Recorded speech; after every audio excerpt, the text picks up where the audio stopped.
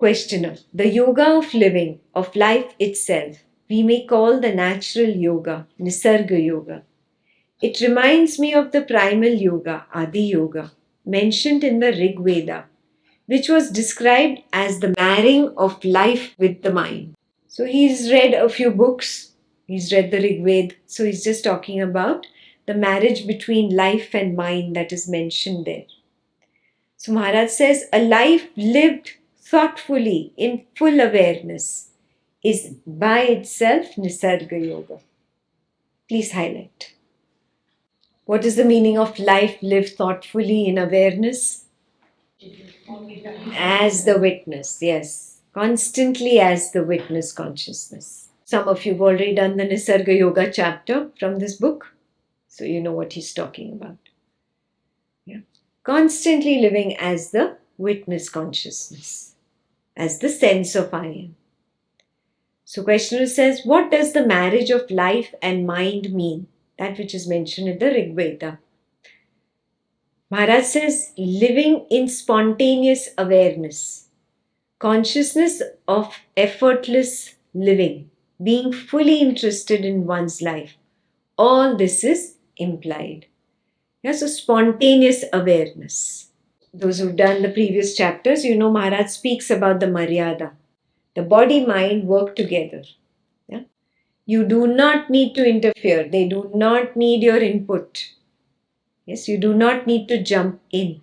You are the witness consciousness and you maintain that stand. You will realize you do not need to make any decisions for the body. You do not need to make any decisions for the mind. They run according to a predetermined flow. That's when you will clearly recognize, oh, I was always sitting in the audience and unnecessarily screaming at the hero, do this, telling the heroine, do that. Now I realize my folly, that screaming was the suffering. Now I quietly sit behind and watch the movie. Spontaneous awareness. Effortless living. Not putting in any effort, no jumping in. The moment I jump in and say, oh no, this should be like this should not be like this, I like this, I hate this, I want this, I don't want this. This is all effort. Do you recognize this? So much stress you create just by saying I like, I don't like, I want, I don't want, I want it to go this way, it should be this way, it should not be this way.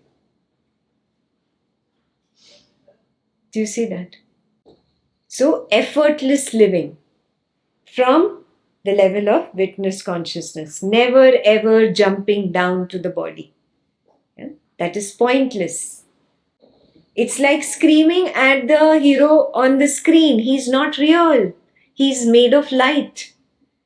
Yeah? This body-mind person is only made of the projected consciousness. You cannot change what its flow is. Yeah, that is why you really try, you say, I want to do this, I want it this way, I want it this way, and it doesn't happen that way. Have you realized it? So much grief, craving, feverishness to make something happen your way, and it does not happen. Why? Because you're screaming at an empty screen. To simply wake up. This is not in my control. Relinquish that control. You have that control freak nature. I am in charge. You are not in charge. You're a liar. Wake up and see, I am a liar. When I say you need courage, that is what I mean by courage. Acknowledging that I was lying all this while. I was pretending. That is where the courage is required. So I'll just complete that.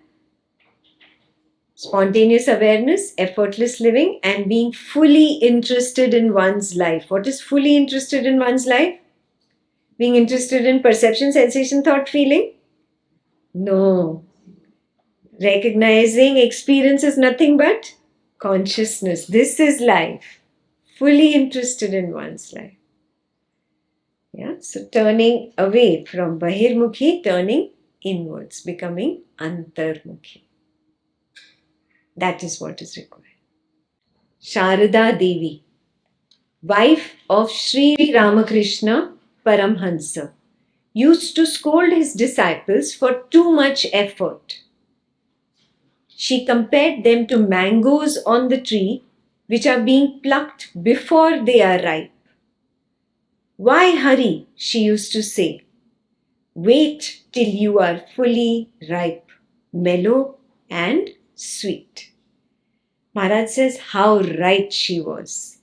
There are so many who take the dawn for the noon, a momentary experience for full realization, and destroy even the little they gain by excess of pride.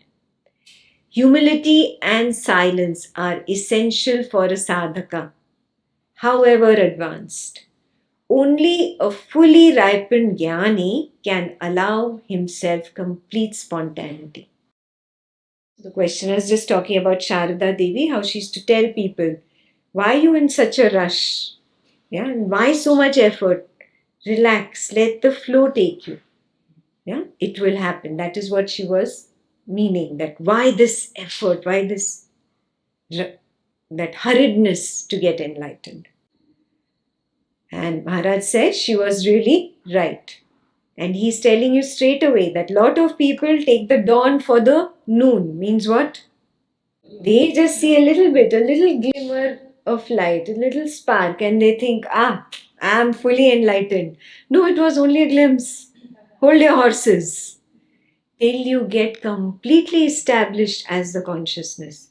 Is witness consciousness the last step? Tell me. Now, what is the higher step? Primordial awareness. Even the witness consciousness is simply an object. This object collapses and you can see the collapse. Yeah? You yourself, when you recognize the collapse, you say, oh, if I can see the witness conscious collapsing, I must be beyond. Otherwise, how can I see it arise and collapse? That's when the first glimmer happens, that little light sparks come on. Oh, I am beyond the witness consciousness. Then you are onto the higher level. Now, no more looking down, not even at witness consciousness. Now you have to hold on to that dear primordial awareness. Otherwise, again, you'll slip down to the witness consciousness very easily. Yeah? So, Maharaj is saying a lot of people take that little glimmer of witness consciousness. I have attained it. No, there is the primordial awareness. Yeah, so don't take the dawn for as if it is the noon. Very, very clear? Yeah. He says a momentary experience for full realization. They take a momentary experience and they think it is the full realization. No, you just recognize the witness consciousness. That is not the full realization. It's just that momentary experience. Fantastic. But it's only a stepping stone. Do not stop. Keep moving, keep moving. And that is how they destroy even the little they gain by excess of pride. You will lose it. You will lose that witness consciousness also if you become too proud of this achievement and think that you have achieved something higher. Who becomes proud? Ego. The I has come up. It has lost its witnessing. The moment it takes pride on, it has lost its witnessing. It's lost its stand.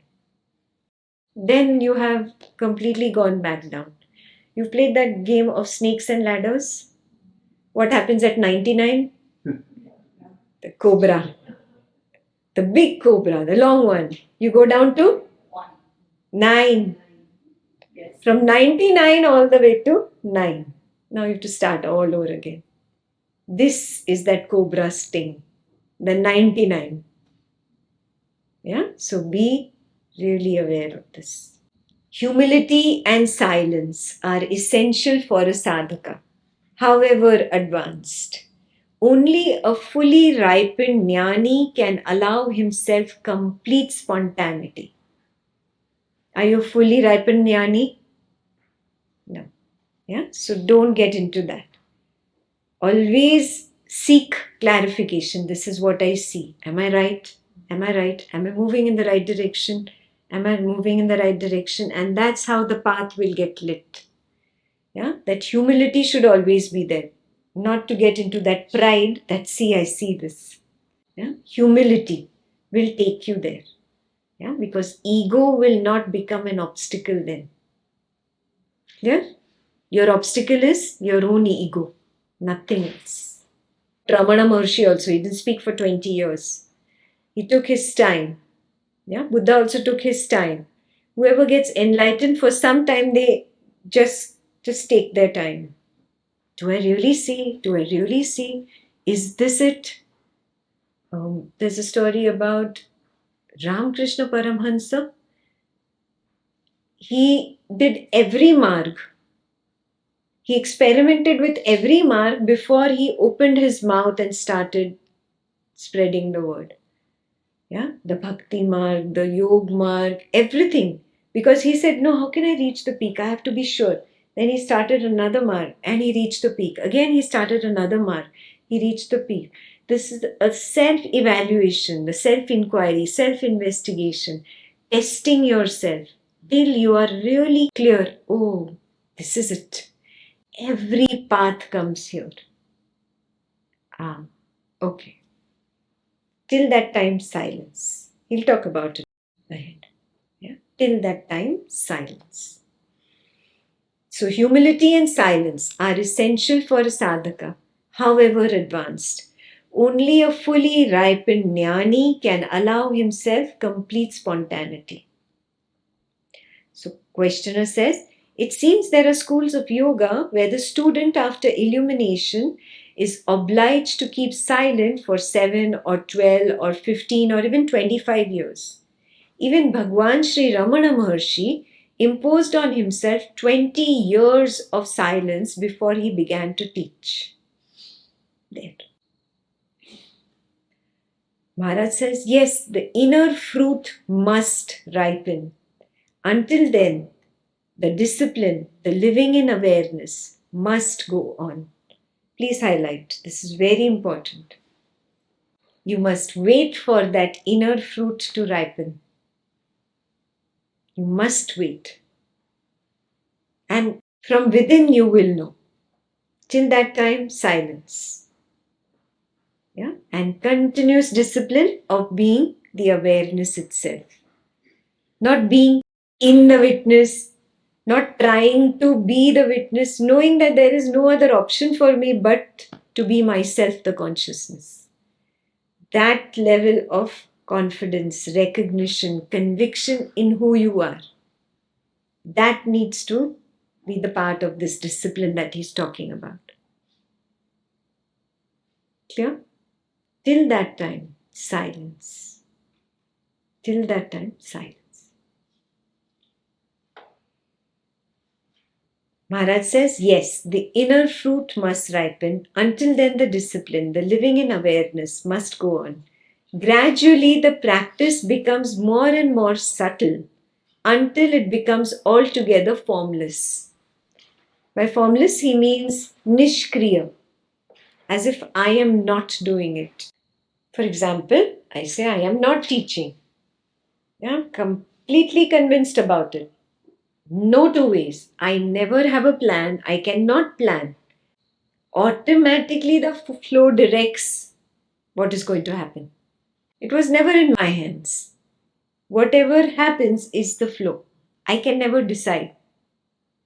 Yeah. What I am speaking, I know at the same time that you know. I never know in advance. I don't have a write up. Yeah? You're reading that book, I'm reading the same book at the same time. I'm explaining and knowing what Ekta is explaining at the same time that you know. I am not teaching. I cannot teach. I cannot speak. I have never spoken. I cannot do. I have never done. That recognition of being formless, that formlessness cannot do, cannot think, cannot speak, cannot teach. I am not, yet I am. That is that golden master key, that secret of seeing the truth.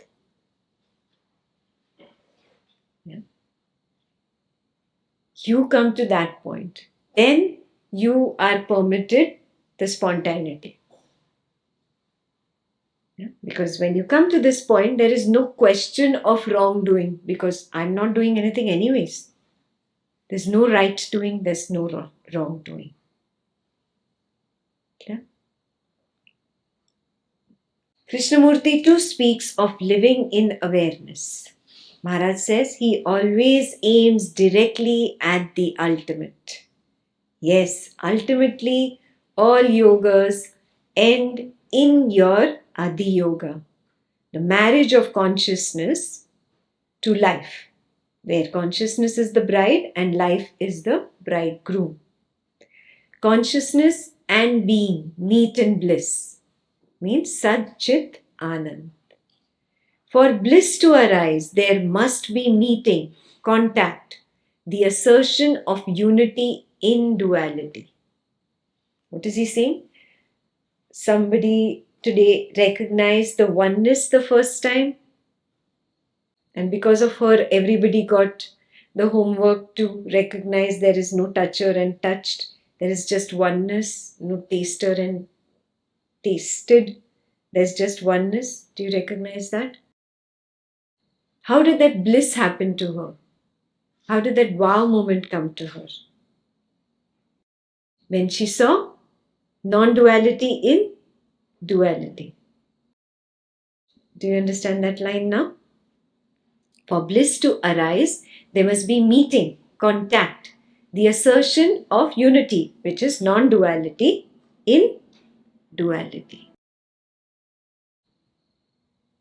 Buddha too has said that for the attainment of nirvana, one must go to living beings.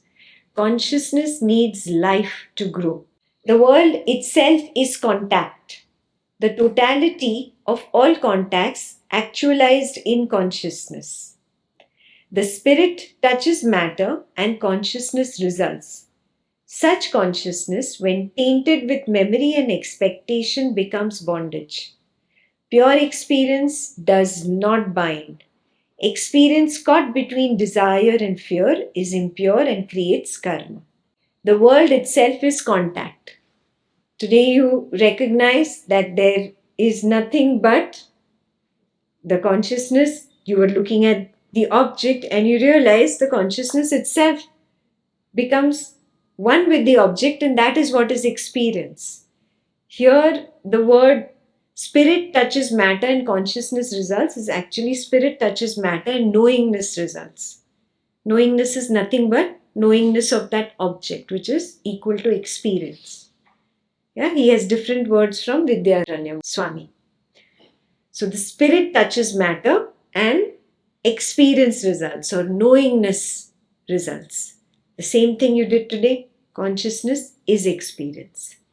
Such knowingness or experience, when it gets tainted with memory and expectation, becomes bondage.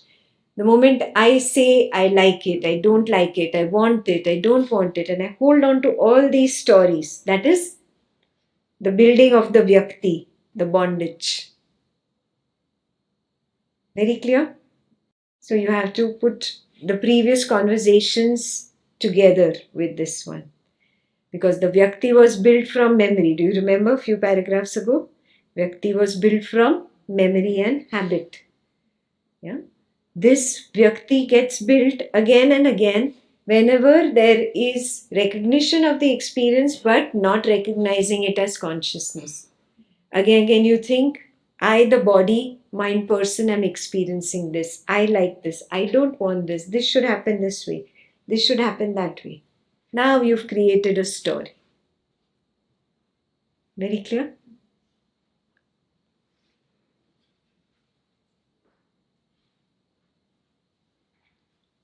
And the last line is pure experiencing. Yeah? In Buddha's language, pure vijnana. Without jumping into sight, sound, smell, taste, touch, thought, feeling, sensation. Simply seeing, pure experience does not bind. In Buddha's language, pure vijnana does not bind.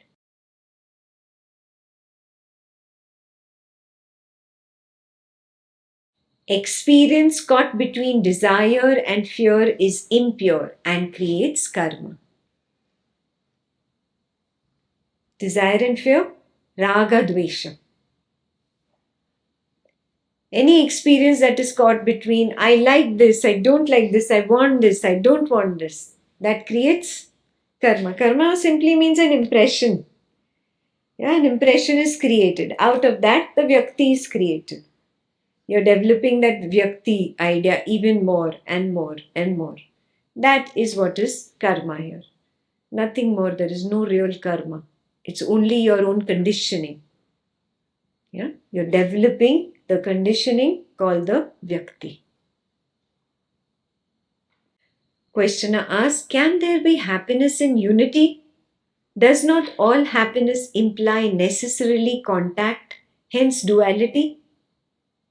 Yeah, because I, the consciousness, see an ice cream and then I feel happy at the contact with that ice cream.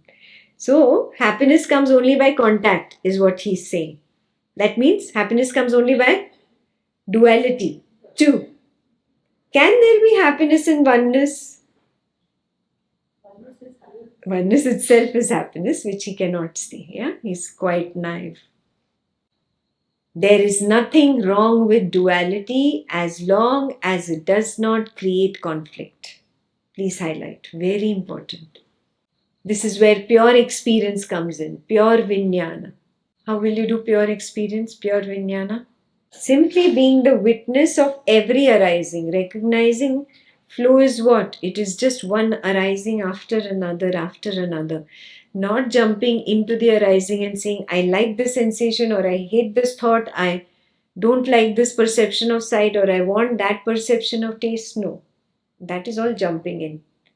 Simply witnessing from the distance is pure vijnana. This is in the Pali language, not Sanskrit. Pure vijnana, pure experiencing, pure sakshi, simply being the witness. Yeah? Not jumping in and claiming doership or ownership, not claiming experiencership, not claiming mindness. Mind is mindness. Simply being the witness. Yeah? So there is nothing wrong with duality as long as it does not create conflict. The moment I jump in and grasp, that is conflict. The moment I'm standing away, there is no conflict. Pure vijnana, no conflict. Is that clear? Yeah, now you have to practice this. This is one of your tasks for tomorrow. So Maharaj says there is nothing wrong with duality as long as it does not create conflict. You stay at pure experiencing, pure vijnana. You're not jumping in, so there is no conflict. Even saying I love you is conflict. Do you recognize this? I and you. Yeah, there is an I and you, a two. Yes, you could have stayed beyond and just been with the love, in love. Experience the love, soaked in love. But what did you decide to do? The jumping in and grasping. After saying I love you, what is the next step? Expectation. Now you say you love me. And if you don't get that back in return, what happens? Conflict. Do you see that? Do you have a more rosier and dearer example than that? No, this was your dearest example, right? Of the positive. So all positives create conflict. Negatives anyway create conflict. I versus you, I don't like you, you this to me is anyway conflict. But all positives are also conflict. Compassion. Yeah, okay. And then who are you compassionate towards? You. Why? I am greater than you. I want to give you. Maharaj says, who are you to give anybody? Did you do just I think the last chapter before this? Who are you? Who am I to do anything for the world? Then drop this I. I am not. Yeah? Then you surrender to the flow. Everything is happening because of the flow. It's got nothing to do with me. I am not. Simplicity. Come down to simplicity. You were like that when you were a baby. There was no recognition of an I. Yet there was so much love. Do you recognize that? No I and you. No giving love to you. And no expectation back in return. You all were there. You cannot say that you were not there. So you know it is your sahaja sthiti. It is your natural state. Get back to it. There's nothing wrong with duality as long as it does not create conflict. Multiplicity and variety without strife is joy. In pure consciousness, there is light. For warmth, contact is needed, but above the unity of being is the union of love. Love is the meaning and purpose of duality. Yeah, the whole purpose of this duality is to take you to that oneness that you recognize today. When that wall between the toucher and the touched fell, the seer and the seen fell. Yeah, which means subject and object collapsed. That oneness, that aha moment, yes, that itself is love. That is the union that he's talking about. The purpose of that duality is love. That should be your goal. If this duality is there, can I simply be in pure vijnana, pure seeing? Then the oneness automatically is recognized with everything. Not jumping in and claiming, I want this or I want that. Because then you're not in pure seeing. You have assumed to be the body mind person. There is no I. Yeah, there is simply seeing. Did you have few glimpses of that today in any of the walks? Simply seeing. If not, take it down for tomorrow's walk. Yeah, one is simply seeing and one is the person is not continuous. Even if you are continuously walking, the person is not continuous. Can I recognize this? These are two very important things from today's chapter. You have to recognize it can be in the middle of work, in the middle of chaos, there can be pure seeing. Right now, for me, there is pure seeing. I am not doing. I just know what Ekta is saying, at the same time Prachi knows what Ekta is saying. Like that. Pure seeing. There's simply seeing of what is happening.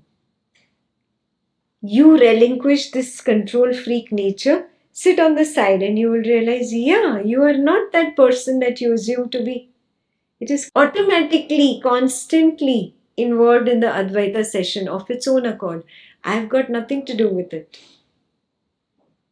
Completely separate yourself out. This is your chance. I'm telling you. You have what? 2 days are gone, only 8 days left. This is your opportunity. You have isolated yourself from your attachments. It's very hard to do it back there because you're so attached to the world out there. Yeah? This is your opportunity. Completely dissociate from the body-mind person. Simply be the witness moment to moment to moment to moment. Yeah, and there you will get that magic of pure seeing. It's really magical. It's amazing. It's another level of power. Then you don't feel so helpless and bound that you feel when you think you are the body. You don't feel powerless at all. You don't feel weak. Nothing can shake you, nothing. Yeah? So get to that level. Then jet lag will also not shake you. Till the time you think you are the body mind person, you will be jet lagged. Yeah. Now work on pure seeing. I will go deeper into it tomorrow. But I want you to practice a little before I go deeper into it. Okay? Maybe person is not continuous. That's the second thing you have asked. Yes. Which is about This body-mind person is not continuous. Now when I spoke about it, you became aware of the body called Shruti. Just before this, when Ekta was talking about pure seeing, that time Shruti had disappeared. There was just the sound of what Ekta was saying, then the sight of Ekta, then the sound of Ekta. Shruti was not there. Now suddenly when she said, you take the task of recognizing the person is not continuous, suddenly the person came back. Recognize that? Yeah. Work on this. Can I recognize this continuously? Go on a walk. I'm going to prove Ekta wrong. Next 20 minutes, I'm going to do this walk, and full 20 minutes, there will be the person. Challenge yourself. Or challenge Ekta. And start on the walk and go. Let's see. Is the person there for full 20 minutes? No, do it and see. Do it and see. You have to become convinced yourself. Yeah? So challenge Ekta tomorrow morning. This is the number one task. Yeah, when you become convinced, then come to pure seeing. Drop the body, drop the mind, drop the world. Pure seeing. Yeah.